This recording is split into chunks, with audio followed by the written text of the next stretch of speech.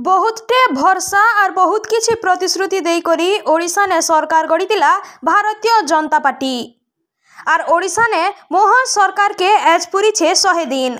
इस 100 दिन भितरे दल लोक मानकु जेन प्रतिश्रुति देइतिला सेटा केते पालन करिछे। ओडिशावासींकर विश्वास और भरोसार दल थी 24 वर्षर बीजेडी सरकार के हरई करी पहला थर लगी राइजे सरकार गढ़ीला बीजेपी। 12 जून 2024 रे ओडिशार मुख्यमंत्री भावे शपथ नहीं मोहन माझी। एज होछे 19 सेप्टेम्बर 2024। मोहन सरकार 100 दिन पूरा करिछे। प्रतिश्रुति पालन और विरोधी आक्रमण भितरे 100 दिनर सरकार बहुत किछि उपलब्धि हासिल करिछे। निर्वाचन समय थी जेन प्रतिश्रुति देइथिला से सबू पूरा करबार लगी मोहन सरकार कर लगी गोटे चैलेंज पलटि छे।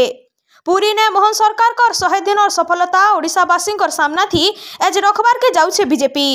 यहाँ दे सबुआड़े 100 दिन बीजेपी सरकार केते प्रतिश्रुति पूरा करिछे और केते नहीं करी सेटा चर्चार विषय पलटि छे।